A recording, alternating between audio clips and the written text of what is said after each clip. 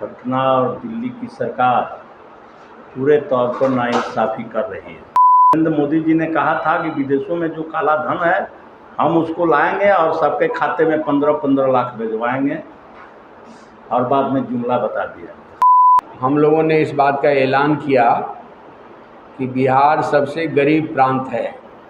प्रति व्यक्ति आय के मामले में, कृषि विकास के मामले में, उद्योग के विकास के मामले में, शिक्षा के बदहाली के मामले में, पलायन के मामले में बिहार सबसे पिछड़ा राज्य है।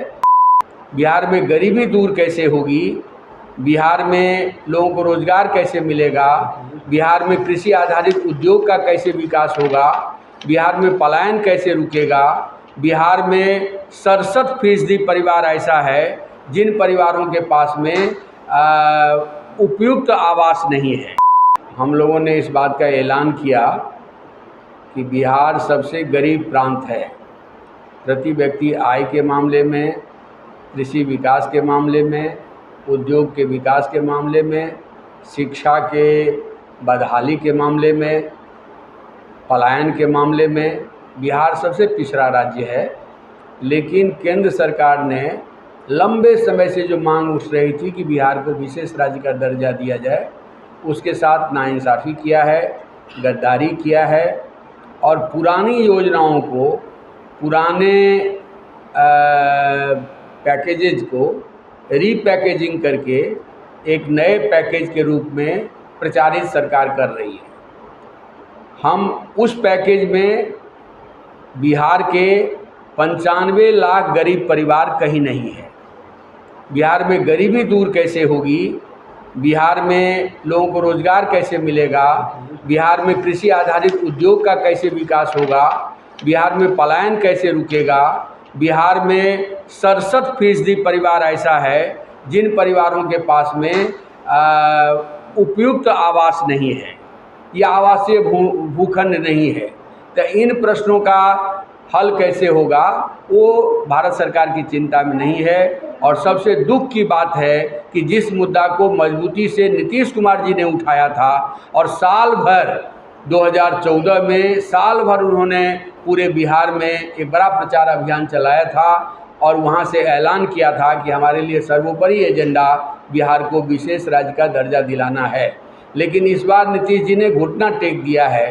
तो ये जो दिल्ली की सरकार है, पटना की सरकार है, वो जो एक बिहार के साथ नाइंसाफ़ी कर रही है, ये एक बड़ा मुद्दा है। और दलित गरीब के प्रश्नों को लेकर के हम लोगों ने एक बड़ा मुद्दा उठाया है कि बिहार में सभी दलित गरीब परिवारों को सरकार के घोषणा मुताबिक 2-2 लाख रुपया अनुदान देना पड़ेगा और तमाम गरीबों को गरीबी का प्रमाण पत्र यानी 70,000 रुपया से कम का वार्षिक आय पत्र देना पड़ेगा ताकि लोग अप्लाई कर सकें, ताकि लोगों को 2 लाख रुपए की सुविधा मिल सके। सभी भूमिहीनों को घोषणा के मुताबिक 5 डिसमिल ज़मीन देना पड़ेगा। आंध्र प्रदेश में प्रति बुजुर्ग परिवार को, महिला को, विकलांग को 4,000 रुपया मासिक पेंशन मिलता है। बिहार में केवल 400 रुपये मिलते हैं। तो ये जो बिहार के साथ केंद्र और राज्य सरकार की गरीबों के प्रति जो उदासीनता है, इस प्रश्न को हमने उठाया है। पंजाब दे सकता है, दिल्ली दे सकती है, तो बिहार के दलित गरीब मजदूरों को 200 यूनिट फ्री बिजली क्यों नहीं मिल सकती है, ये एक बड़ा सवाल है। इन सारे प्रश्नों को लेकर के हम लोगों ने ऐलान किया है कि संपूर्ण बिहार में एक बड़ा आंदोलन होगा और उस आंदोलन के मुद्दे के साथ ही मुखातिब होने के लिए आज भाकपा माले का सबसे बड़ा जन संगठन है अखिल भारतीय खेत एवं ग्रामीण मजदूर सभा खेग्रामस, तो उसकी ओर से आप लोगों से हम लोग एक संवाद कायम कर रहे हैं। मुझे आप लोगों से उम्मीद होगा कि गरीबों के मुद्दे को, गरीबों के संघर्ष को, गरीबों के आंदोलन को मीडिया में उचित जगह मिले। पटना और दिल्ली की सरकार पूरे तौर पर नाइंसाफ़ी कर रही है।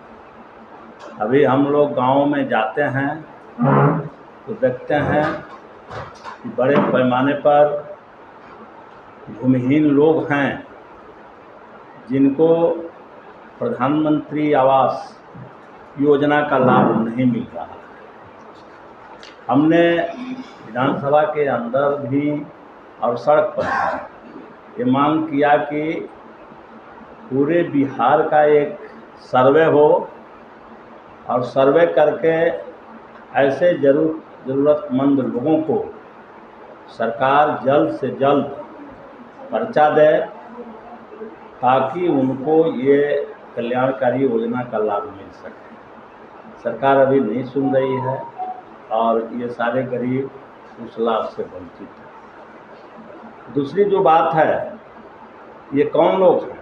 ये वही लोग हैं जो अभी सरकार के द्वारा जो सर्वे हुआ और जिसमें 94 लाख परिवार जिसकी मासिक आय 6,000 से कम है।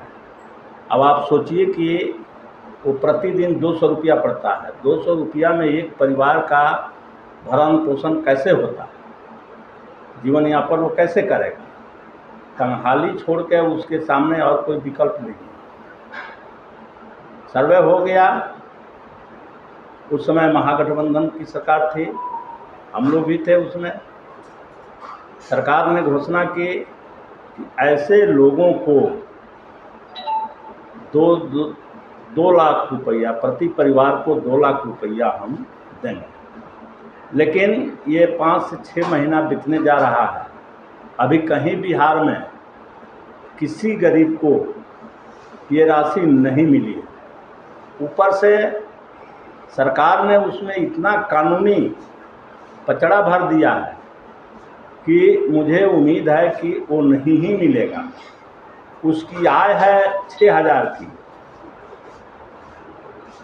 साल में होता है 72,000 और सरकार के सीईओ कहते हैं कि 1 लाख से कम के हम सर्टिफिकेट, इनकम सर्टिफिकेट देवे न करें, तो उसको कहाँ से मिलेगा? तो इतनी अड़चनें इसमें आ गई है कि वह देख करके लगता है कि शायद यह वही हाल होगा जो विदेशों के काला धन। नरेंद्र मोदी जी ने कहा था कि विदेशों में जो काला धन है हम उसको लाएंगे और सबके खाते में 15-15 लाख भिजवाएंगे, और बाद में जुमला बता दिया। यह हम लोगों की आशंका है और इसलिए खेत मजदूर सभा ने फैसला लिया है कि हम सारे गरीबों को संगठित करके और हम संघर्ष करेंगे और सरकार को ये पैसे देने पड़ेंगे।